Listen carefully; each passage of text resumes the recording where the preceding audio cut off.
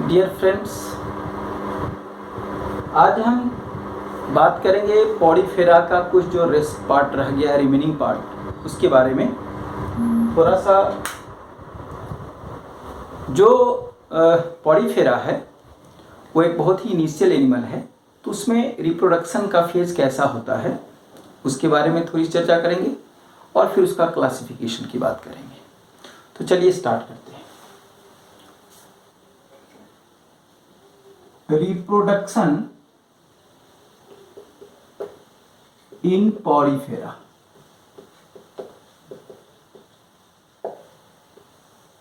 Porifera में reproduction दोनों प्रकार के होते हैं, एसेक्सुअल और सेक्सुअल, दोनों ही टाइप के होते हैं। तो यहां पर लिखेंगे रिप्रोडक्शन दोनों टाइप के होते हैं, एसेक्सुअल रिप्रोडक्शन और दूसरा सेक्सुअल रिप्रोडक्शन। ठीक, तो पहले स्टार्ट करते हैं एसेक्सुअल रिप्रोडक्शन के बारे में। हेडिंग करेंगे ए सेक्सुअल, बल्कि इससे अच्छा रहेगा कि हम बाय से बात करें। ए सेक्सुअल रिप्रोडक्शन बाय मेथड्स हमारा है बडिंग के द्वारा, राइट। और बडिंग में भी दोनों बडिंग है, इंटरनल बडिंग भी और एक्सटर्नल बडिंग भी। तो इंटरनल बडिंग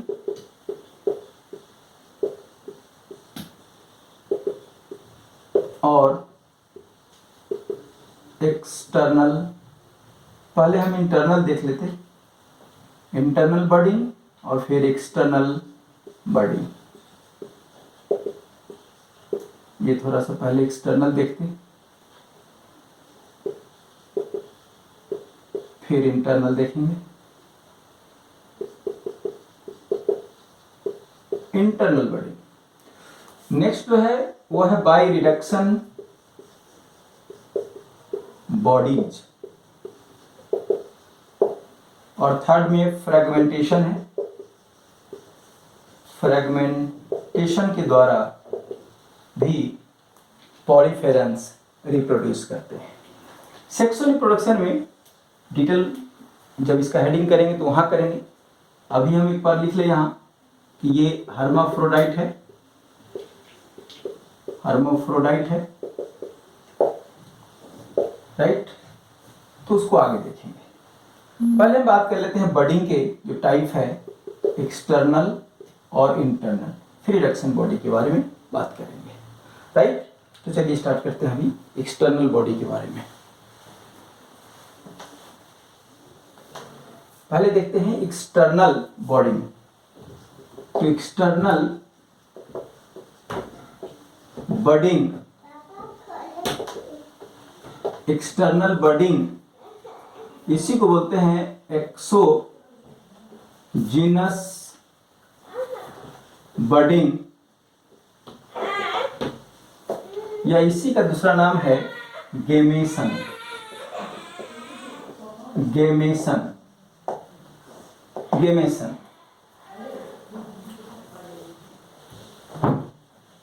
गेमेशन कैसे होता है, सो जरा देखिए। इसमें सिंपल एक बड बाहर निकलता है और वह बड ग्रोथ करता हुआ बड़ा होकर के एक नया पॉलीफेरा बनाता है। यहाँ एक बात जानने की भी है इसमें कि अगर ये डिटैच हो गया तब ये इंडिपेंडेंट लाइफ को एग्जिस्ट करेगा, अगर ये इंडिपेंडेंट नहीं हुआ तब ये कॉलोनी का फॉर्मेशन करेगा। मतलब कि ये जो टाइप है एक्सटर्नल बडिंग, या कॉलोनी फॉर्मेशन में हेल्प करेगा। तो हम पहला एक लाइन लिख लेते हैं कि it helps in colony formation. और ये आप देखेंगे ज़्यादातर के स्मॉलेस्ट पॉलीफेरेंस हैं ल्यूकोसोलरिया, उसी में होगा। तो ये ल्यूको ल्यूकोसोलेनिया में होता है। देखते हैं कैसे होता है। ये सपोज करिए कि एक एक्सटर्नल, ये एक हमने एग्जाम्पल लिया है, एक ये हमारा पोरीफेरा है, सेडेंट्री होता है, ये सबस्ट्रेटम से अटैच रहेगा, दिस इज द सबस्ट्रेटम, ये नीचे रहेगा सबस्ट्रेटम से अटैच रहता है, इसलिए इसको सेसाइलिन बोलते हैं। अब इसमें क्या हुआ कि इसके अंदर में एक बड यहाँ पर निकला, एक छोटा सा बड यहाँ पर बना ऐसे, this is the bud, external bud है। अब ये बड फिर ग्रो किया, कैसे ग्रो किया जरा देखिए, हमने ऐसे बनाया, ये ग्रो किया ऐसे करके,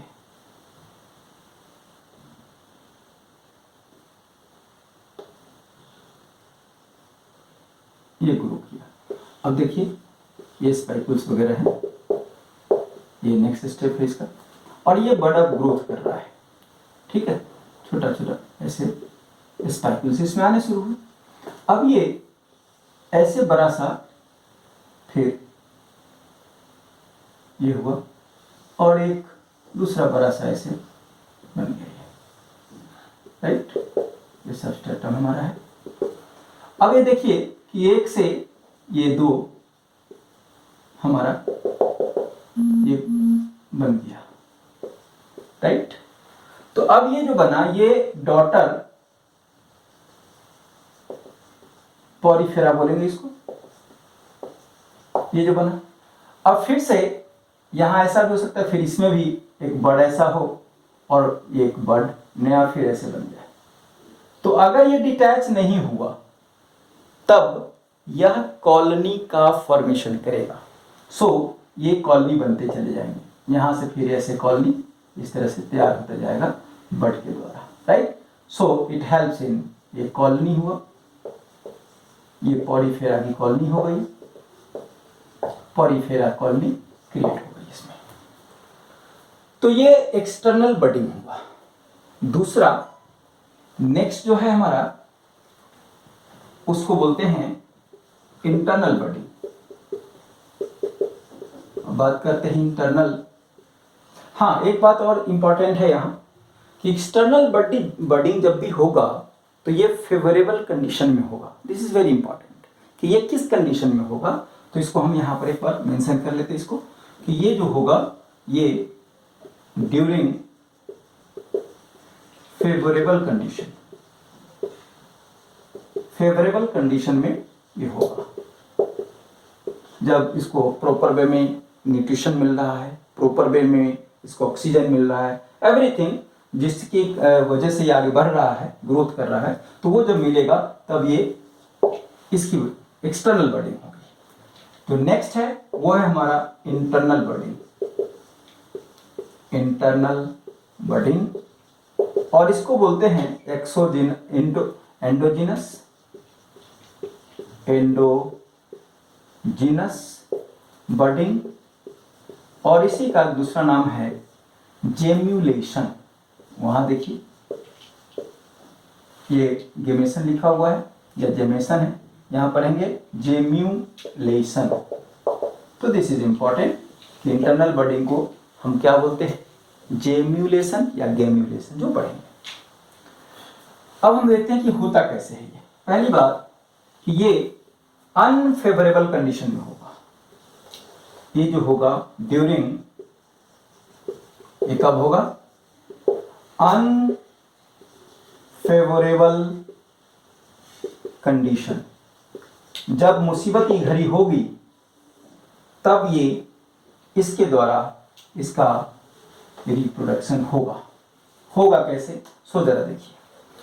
जैसे देखिए इसका अगर आपको स्ट्रक्चर याद हो तो इसके एक साइड में पिनेकोसाइट सेल है, पिनेकोडर्म है जो कि एक्टोडर्मल सेल है, अंदर में एंडोसाइट सेल जहां पर क्वानोसाइट सेल है, बीच का जो मीसोहिल सेल है जहां पे अमीबोसाइट सेल है। तो जब ये फेवरेबल कंडीशन खत्म हुआ था, इसके पास स्कार्सिटी हुआ थी किसी भी चीज की, ऑक्सीजन की, न्यूट्रिशन की और किसी भी चीज़ की, तब जो मेसोहिल के सेल हैं, जो अमीबोसाइट्स हैं, उनमें एक सेल है आर्कियोसाइट। कौन सा सेल है? आर्कियोसाइट। और आर्कियोसाइट सेल के पास टोटीपोटेंसी का गुण है। टोटीपोटेंसी का मतलब कि जब एक सेल से पूरा का पूरा बॉडी बन जाए तो उसको बोलते हैं टोटीपोटेंट सेल, राइट। एक और टर्म होता है, हेबरलैंड साहब का एक कॉन्सेप्ट है, टोटीपोटेंसी और फिर प्लूरोपोटेंसी भी सेल। तो यहाँ पे आर्कियोसाइट सेल के पास टोटीपोटेंसी का गुण है। अब जब ये अनफेवरेबल कंडीशन है, मुसीबत की दिन है, तब सारे के सारे जो अमीबोसाइट सेल हैं उसको सराउंड करते हैं और बीच में आर्कियोसाइट सेल आ जाते हैं। आर्कियोसाइट सेल बीच में चारों तरफ से अमीबोसाइट के सेल घेर करके एक लेयर का निर्माण करते हैं और फिर इसके द्वारा इसका प्रोटेक्शन हो जाता। और जब ये फेवरेबल कंडीशन आता तब यहाँ से फिर ये आर्कियोसाइट सेल बाहर निकल करके, चूंकि आर्कियोसाइट सेल के पास टोटीपोटेंसी का गुण है, उस टोटीपोटेंसी की वजह से आर्कियोसाइट सेल फिर से नया स्पॉन्ज जनरेट करते हैं, रिप्रोड्यूस करते हैं। देखते हैं कैसे है, इसको फिगर के द्वारा समझेंगे। तो पहले हम एक जनरल फिगर बताते हैं आपको कि सपोज करिए कि ये एक हमारे पास एक ये स्पॉन्ज है, ये स्पॉन्जोसील है, स्पॉन्जोसील है, ये ऑस्कुलम है, ये ऑस्कुलम है और इसमें बहुत सारे पोर्स हैं। ये हम देखना चाहेंगे कि ये बाहर का एक्टोडर्म है, एक्टोडर्म है मतलब पिनेकोडर्म है, ये बाहर का सेल है, ये अंदर का ये है आपका एंडोडर्म। और ये जो पोर्शन है यहाँ पे ये मेसोहिल का सेल है, मेसोहिल का सेल है और इसी में अमीबोसाइट्स होते हैं, बहुत सारे अमीबोसाइट्स। और इसी अमीबोसाइट्स में एक हम उदाहरण लेते हैं, ये जो है वो है आर्कियोसाइट, आर्कियोसाइट। और इसी आर्कियोसाइट के पास हैविंग टोटीपोटेंसी, ये टोटीपोटेंसी का जो गुण है वो इन्हीं आर्कियोसाइट के पास है।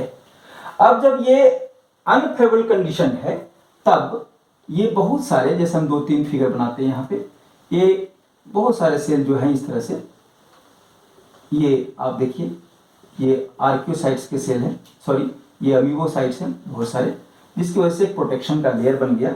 अब यहाँ पे इसके बाद इसके बीच में ये आर्कियोसाइट सेल है, ये बहुत सारे आर्कियोसाइट्स के सेल हैं ये, राइट। ये जो हम बना रहे हैं ये आपका स्पाइकुल्स है, क्योंकि आपको पता है कि स्पाइकुल्स इसी में मेसोहिल से ही बनता है, इस तरह से आपने देखा होगा फिगर में। तो इस तरह से ये दिस इज अमीबोसाइट्स, जो रेस्ट ऑफ अमीबोसाइट्स यहाँ है, और ये जो है ये आर्कियोसाइट सेल है, आर्कियोसाइट। अब ये जो स्ट्रक्चर बना, इस तरह के स्ट्रक्चर बहुत सारे बनेंगे यहाँ, जैसे मान लीजिए कि हम यहाँ और भी बना दें, ये बना इस तरह से यहाँ बनेंगे, ठीक। तो ये और ये आपका बीच में, ये बीच में आर्कियोसाइट से। तो एक ये जो स्ट्रक्चर बना, इस स्ट्रक्चर का ही नाम है, इसको बोलते हैं, this structure is called gemmules, इसको गेम्यूल्स बोलते हैं, इसलिए इसका नाम है गेम्यूलेशन। तो अगर देखिए कि ये बन गया, अब प्रोटेक्शन हो गया इसका। अब ये जब कंडीशन फेवरेबल होगा तब ये एक गेम्यूल का हम स्ट्रक्चर बना के दिखाते हैं कि ये जो लेयर बना है, ये लेयर है, दिस इज द लेयर।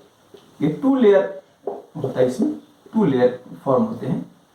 अब 2 लेयर के बाद जब ये कंडीशन इसका फेवरेबल होगा तब कैसा होगा, सो देखते हैं जरा सा।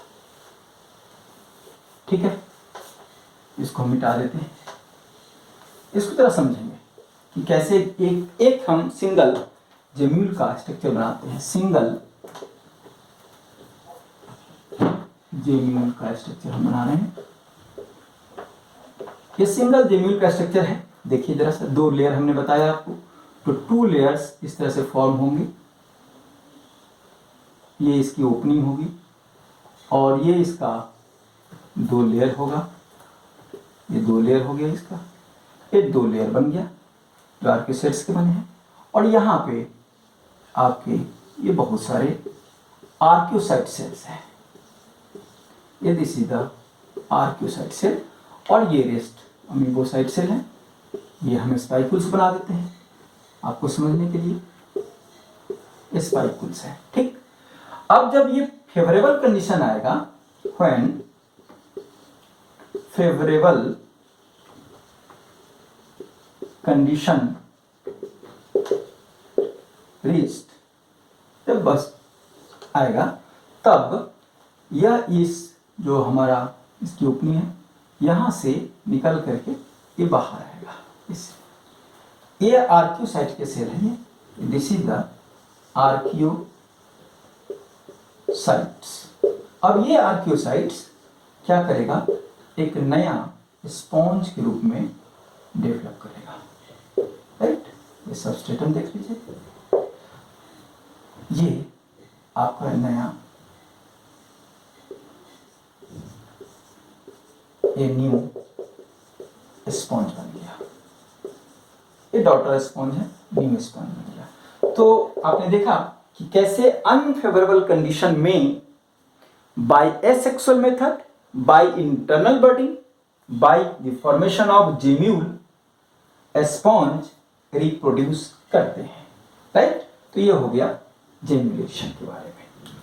अब रिडक्शन बॉडी भी कोई अलग नहीं है, बस इसी से मिलता जुलता है। रिडक्शन बॉडी में और इसमें मात्र इतना अंतर है कि यहाँ पे आर्क्यूसाइट को अमीबोसाइट सराउंड करता है, वहाँ पे आर्क्यूसाइट को अमीबोसाइट सराउंड नहीं करते। अमीबोसाइट के सेल सराउंड नहीं करके जो एक्टोडर्म के सेल हैं, जो पिनेकोसाइट के सेल हैं, वो सराउंड करते हैं और उसी स्ट्रक्चर को हम रिडक्शन बॉडीज बोलते हैं। बाकी कंडीशन ऐसा ही होता है। तो हम जो सेकेंड है उसके बारे में बात करते हैं। Reduction body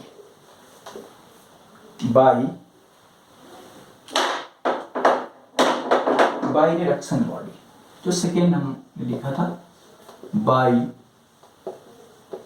reduction bodies. Right, अब रिडक्शन बॉडी क्या है, यह भी ड्यूरिंग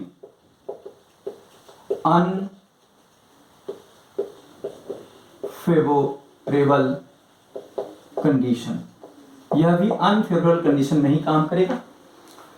कैसे, यहां पर ये सिमिलर टू, एक लाइन लिख लेते हैं, सिमिलर टू जेम्यूलेशन या जेम्यूलेशन। राइट, अंतर क्या है, only difference is, only difference क्या है, pinacocyte cell, pinacocyte cells surrounds arcuocyte cell, arcuocyte। Right, जैसे हम अगर इसको देखें तो ये सपोज करिए कि ये जो सेल है, ये सेल आर्क्योसाइट्स के हैं। ये this is the archaeocyte cell, ये आर्क्योसाइट सेल है। Right, this is the archaeocyte cell.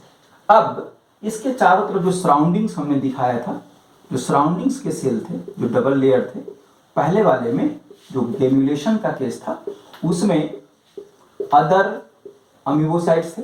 यहाँ पे जो लेयरिंग होती है, डबल लेयर यहाँ भी है, सेम कंडीशन है, बस थोड़ा सा चेंज इतना है, यहाँ पे जो एक्टोडर्मल का सेल है वो यहाँ पे सराउंड करेगा।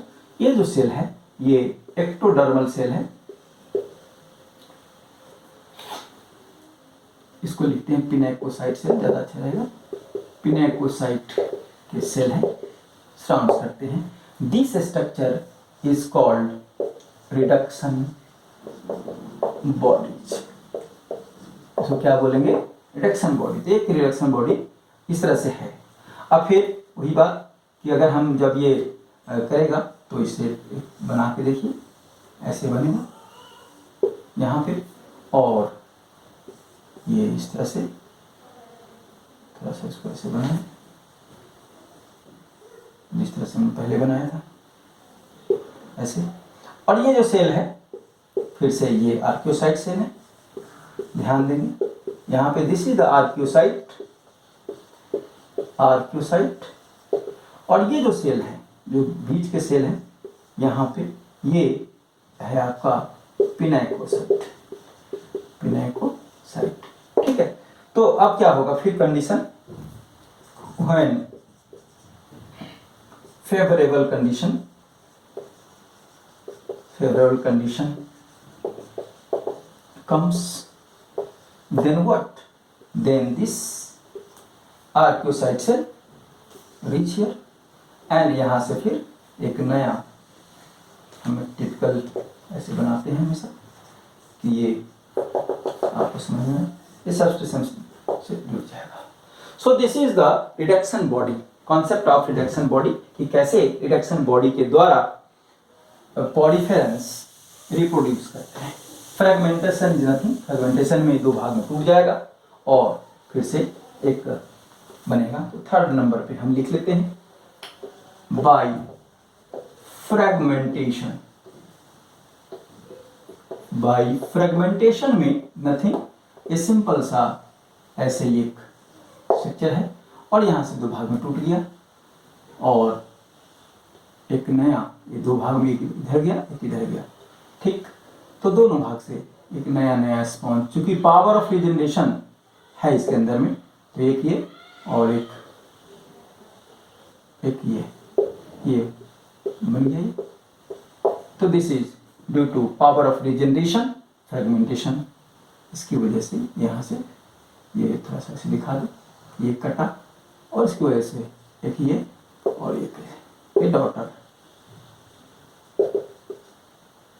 स्पॉन्ज यहाँ तैयार हो गया। So this is the asexual methods of reproduction by which poriferans reproduces. Now sexual reproduction, हमने कहा सेक्सुअल रिप्रोडक्शन में क्या है। अब सेकेंड मेथड हमारा था नंबर 2 पे सेक्सुअल रिप्रोडक्शन। सेक्सुअल रिप्रोडक्शन में मैंने पहले कहा कि ये हर्माफ्रोडाइट है, दिस इज द हर्माफ्रोडाइट। जो पॉलीफेरेंस है वो हर्माफ्रोडाइट का मतलब ये हुआ कि ये इन्हीं में टेस्टिस और ओवरी दोनों ही चीज एक ही बॉडी में पाए जाते हैं, तो हर्माफ्रोडाइट है ये। लेकिन बावजूद इसके कि इसमें दोनों ही टेस्टिस और ओवरी पाए जाते हैं, इनमें सेल्फ फर्टिलाइजेशन इसलिए नहीं होता क्योंकि इसमें टेस्टिस और ओवरी का जो मैच्योरेशन टाइम है, जो उसके मैच्योर होने का टाइम है, जो रिप्रोडक्टिव एज गेन करने का टाइम है, वो डिफरेंट है। अगर मान लीजिए कोई एक मेल मैच्योर हो जाए और फीमेल मैच्योर ना हो, तो वहां पर फर्टिलाइजेशन संभव ही नहीं है। तो दोनों के लिए ये जरूरी है कि जब सेल्फ फर्टिलाइजेशन जहां पर होना है, तो वहां पर दोनों का रिप्रोडक्टिव एज एक साथ होना बहुत जरूरी है। लेकिन यहां पर नहीं होता, इसलिए ये पहले हर्माफ्रोडाइट का मीनिंग समझ लीजिए, both male and female sex organ present on the same body, same body, एक ही बॉडी में मौजूद होते हैं। अब यहां पे ये कंडीशन है प्रोटोगाइनस कंडीशन, प्रोटोगाइनस कंडीशन। देखिए नाम को समझेंगे, प्रोटो का मतलब होता है, प्रोटो का मतलब है फर्स्ट, प्रोटो का मतलब फर्स्ट, और गाइनस means female.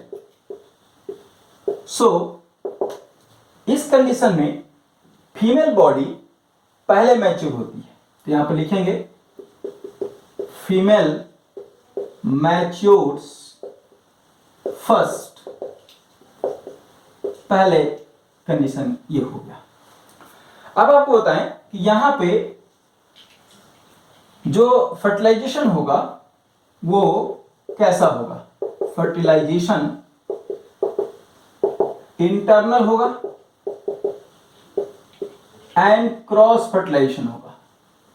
Internal fertilisation and cross fertilisation, that means what. Internal का मतलब हुआ within the body, body के अंदर में होगा, ये बाहर में नहीं होगा। अब देखिए यहां पर बड़ा एक सरप्राइजिंग चीज है कि ये इनिशियल एनिमल है, मेरीन में मोस्टली पाए जाते हैं, पानी में है, एक्वेटिक है, बावजूद इसके यहां पे एक जो बड़े एनिमल में होता है इंटरनल, यहां पर नीट का क्वेश्चन है, आप इसको ज्यादा ध्यान रखेंगे। क्रॉस का मतलब कि सेम बॉडी में नहीं होगा, इसके लिए 2 स्पॉन्ज रिक्वायरमेंट है इसकी। तो यहां पर लिखेंगे 2 स्पॉन्जेस रिक्वायर्ड।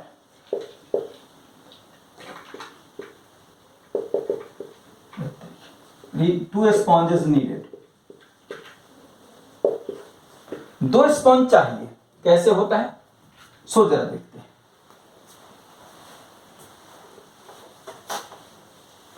कैसे होता है सो जरा ठीक है समझते हैं। ये देखिए यह एक स्पॉन्ज है, मान लेते हैं इसे, एक स्पॉन्ज ये है।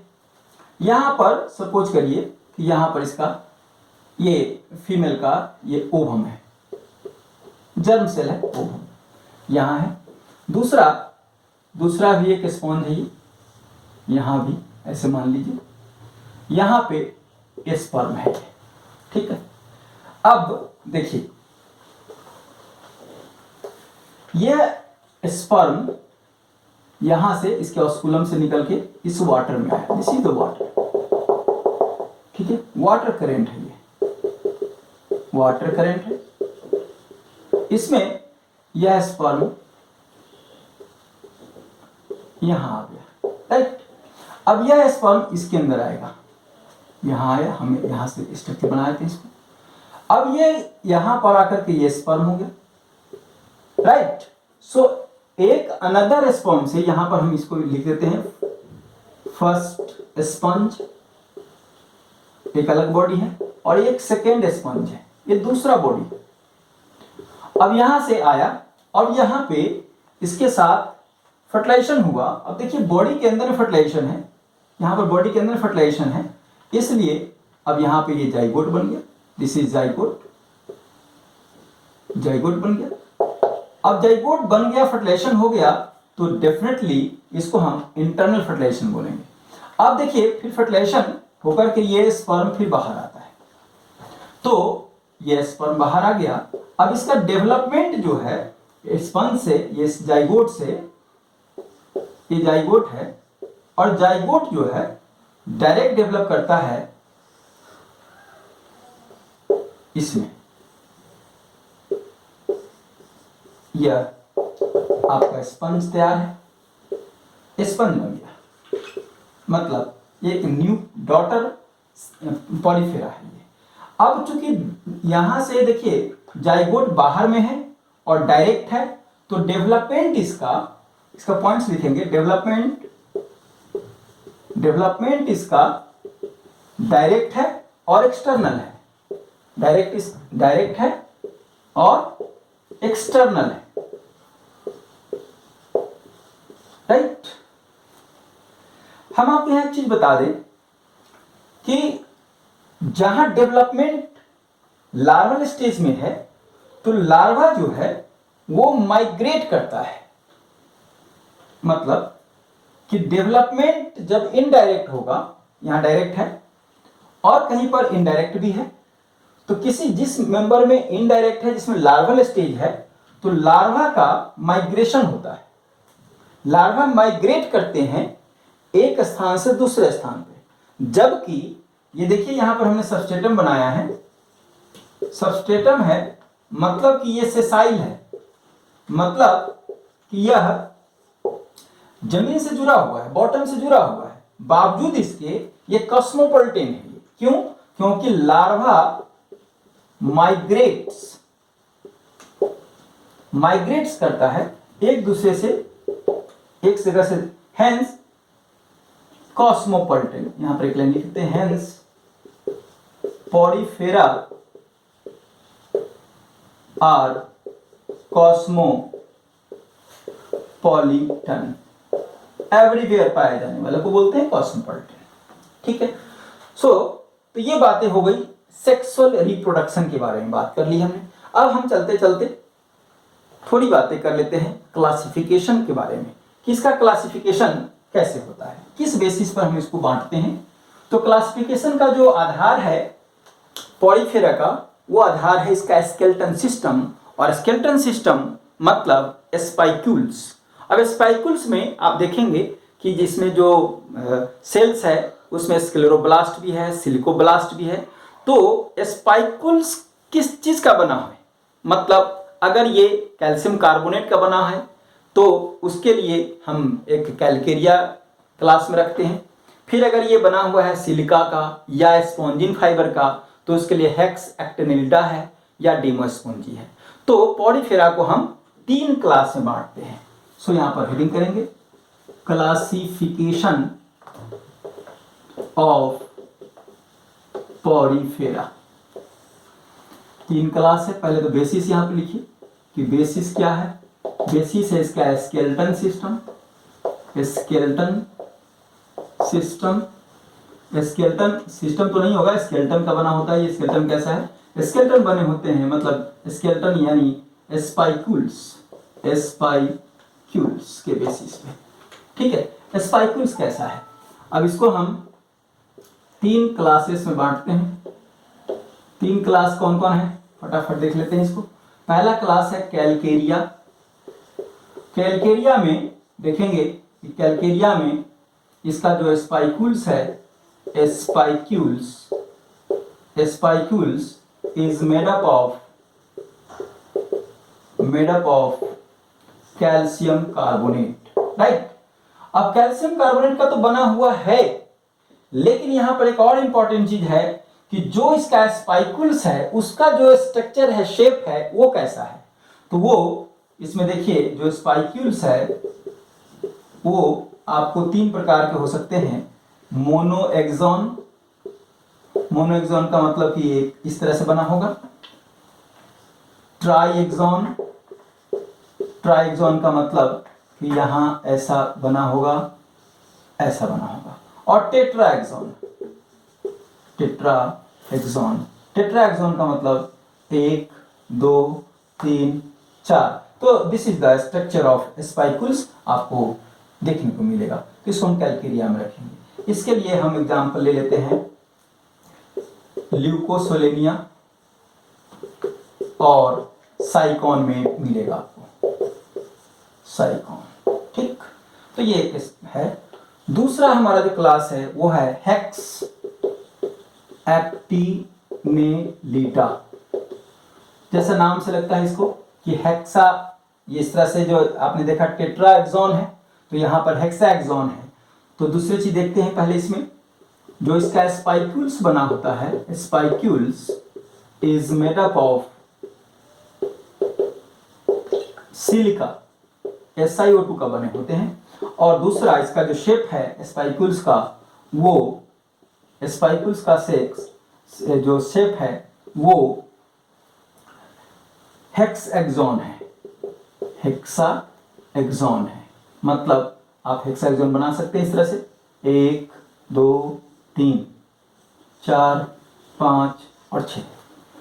और ये आपको मिलेगा यूपलेक्टेला में। एग्जाम्पल लिख लीजिए इसका, कहां पर मिलेगा, वेरी इंपॉर्टेंट, यूपलेक्टेला में मिलेगा, हाइलोनिमा में मिलेगा,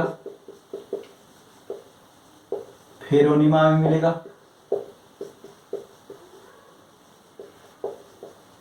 ये सब का एक जनरल नेम भी है, जैसे यूपलेक्टेला जापान में गिफ्ट करते हैं तो इसको वेनस फ्लावर बास्केट ही बोलते हैं। हाइलोनिमा एक ग्लास जैसा दिखता है, ग्लास रूफ जैसा दिखता है, तो अलग अलग नाम भी है। आपको यहीं पे बता दें, ये जो ल्यूकोसिनेलिया है वो स्मॉलेस्ट स्पंज है, स्मॉलेस्ट स्पंज है ये। जो थर्ड नंबर का है क्लास हमारा वो है डीमोस्पॉन्जी, डीमोस्पॉन्जी। अब डीमोस्पॉन्जी में स्पाइकुल्स जो है इसका, स्पाइक्यूल्स, ये किसी भी चीज का बना हो सकता है। कैल्शियम कार्बोनेट का हो सकता है, सिलिका का हो सकता है, या स्पॉन्जिन फाइबर का हो सकता है। So spicules made up of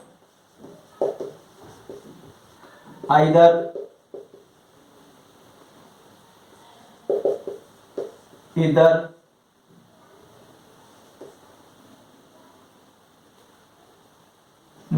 either silica or spongin fiber और बोथ, दोनों का बने हो सकते हैं। दूसरा में लिखते हैं कि जो इसका स्पाइकुल्स का जो शेप है यह ट्राइएक्सन्स भी हो सकता है, ट्राई या टेट्रा ज्यादा मिलते हैं इसमें, टेट्राएक्सन्स मिल सकते हैं, इवन ऑक्टाएक्सन्स भी मिल सकते हैं। लेकिन इंपॉर्टेंट पॉइंट, नेवर हेक्सएक्सॉन, हेक्सएक्सॉन इसमें नहीं मिलेंगे, ये ऑक्टा और टेट्रा मिलेंगे। और ये कहां पाए जाएंगे, तो ये इन चीजों को छोड़ करके, ये जो 4-5 मेंबर हैं इनको छोड़ करके जितने भी rest of the sponges. So thank you very much, हमने आपको यहां पर कंप्लीट किया स्पॉन्ज को। अब नेक्स्ट क्लास में डिस्कस करेंगे सिलेंट्रेट्स को, सिलेंट्रेटा के बारे में बात करेंगे। Thank you very much.